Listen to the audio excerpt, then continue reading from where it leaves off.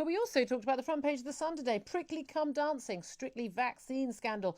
The three Strictly pro dancers have apparently declined to get jabbed. A number of the celebrity partners are apparently worrying. They're saying we should have been protected. Clearly, they don't understand anything about COVID because, of course, with the Delta variant, the being vaccinated doesn't stop you necessarily from getting COVID or from passing it on.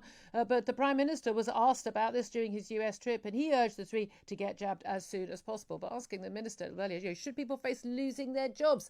Well, we didn't quite get to an answer, but I'm not entirely sure whether the Prime Minister or the Environment Secretary stand on that. But let's talk to Dr. Peter English. He's a retired consultant on communicable diseases and is a past chair of the British Medical Association Public Health Committee. Good morning to you, Peter. Good morning, Julia. Should these Strictly Come dancers, pro dancers, should they be axed from the show if they refuse to be jabbed? Yes, you got it completely wrong about vaccines a moment ago. Vaccination does make you less likely to be infected. If you've had 2 doses of vaccine, you're a lot less likely to be infectious and infected. And if you do get infected, you're likely to be infectious for a much shorter time. So I said it doesn't. I said it doesn't stop you, so I didn't get it completely wrong, did I? You did get it completely wrong. You implied that it doesn't have any effect. No, I didn't imply anything. I didn't imply anything. I said having the vaccine doesn't stop you from getting the virus or giving it to someone else, which it doesn't. It makes it extremely much less likely. It's like saying, with your line of reasoning, if you were being forced to put a gun to your head with 5 bullets in the cylinder and told, actually, you can take 2 of them out, so you reduce your chances of getting shot, you wouldn't bother because you'd still have some bullets in there and it still might kill you. Okay. No, I would certainly bother. I'm double jabbed. I'm 53 years old, and it seemed to me to be a reasonable thing for someone of my age to do. The line of reasoning that says that there's no point in worrying about whether they're vaccinated because they could still be infectious is false, because they're a lot less likely to be infectious.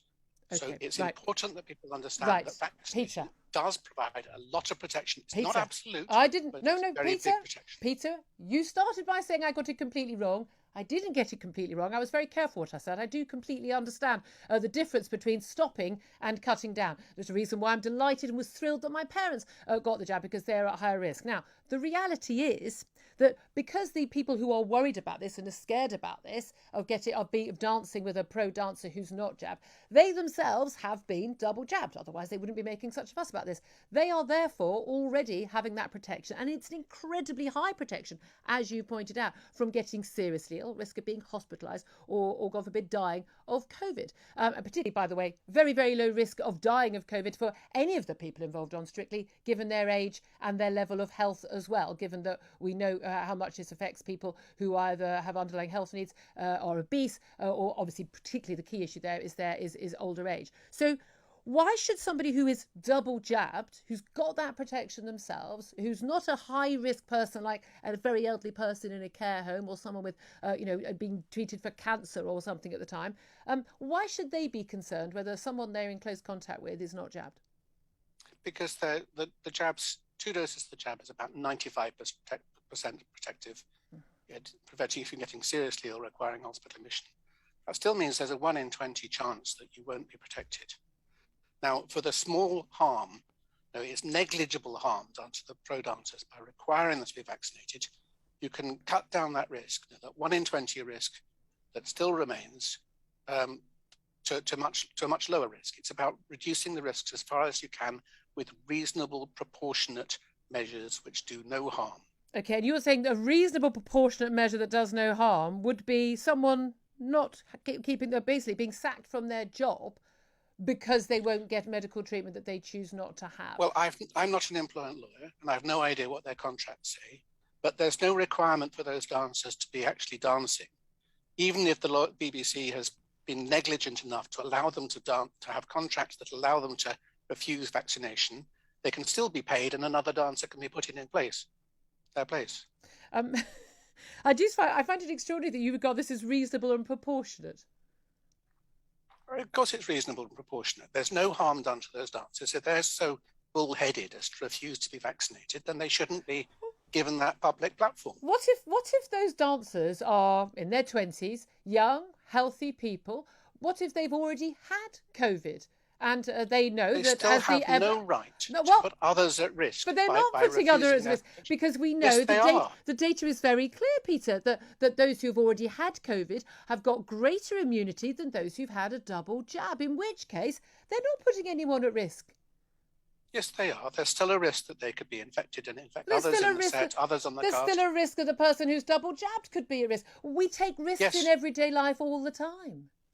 There is a risk, but we manage the risks. We take proportionate measures. It's completely proportionate to say we will not employ dancers who are not double jabbed for this role, because there's a risk to it upsetting our schedules, upsetting the team, with everybody having to Now it's about upsetting people, not saving lives. It's upsetting the schedules. It's about it's up that too. If you're an employer, if you're the BBC, you certainly don't want your celebrities to be harmed by getting COVID because one of your dancers was infectious.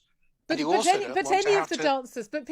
any of the dancers could be infectious. Anyone, whether they're jabbed or unjabbed. If they've been double jabbed, they are very, very much less likely. And I've just said, what if they are management, controlling the risks? Given the cohort under 30 has very high prior COVID immunity because they've been out and about and they've had COVID. We know 60% of teenagers, I believe, according to NS data, to have had COVID already and have prior immunity. Given that having a double jab after having had COVID at someone at that age is not going to give them a greater immunity, they're not going to put them at less chance of passing it on to someone who's double jabbed. Why do you insist on saying they're putting at risk? Are not at risk of catching it. We know that neither lots do of you. people. Neither do you. But I don't know that we do. Why should they? I do know that if they are, then they would, because they are putting others at risk. If they are felt susceptible to catching it. And we know that if they'd been double jabbed, they would be much less likely to be putting others at risk. Do you take the same view of the flu jab? Others at risk unnecessarily. Should people be sacked if they don't get the flu jab as well? And what other? Well, if you're a patient at the Royal Marsden Hospital, for example, where a lot of cancer patients go, then there is a requirement that all the staff members should be. It's That's a hospital, Peter. It's not a dance studio. Well, that's the same difference. The fact is that people are putting people at risk unnecessarily. Do you ever it's leave a context in which... Do you ever leave your house? No, it's a genuine question. Do you ever? I mean, you seem to perceive risk everywhere. You leave your house, you go to the supermarket, you see other people. It's about proportionate, reasonable steps to reduce risk. It's a proportionate, reasonable step to require the professional dancers and indeed the celebrities to be double jabbed before allowing them to perform on the show. Do you require that people that you meet with socially are all double jabbed? Pretty much, actually. Pretty much, or everybody? I'm very cautious about. Well, as far as I can, I try to avoid mixing with people who aren't. You do. And do you actually say to people, "Can you show me that you're double jabbed so I know you're safe to meet?"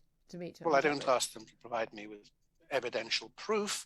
I don't ask them to show me their apps to prove it. I would take people's word for it, but I certainly minimise contact with people who aren't. Absolutely fascinating. Dr. Peter English, thank you very much. I'm sure people are going to be interested to give their thoughts on that interview.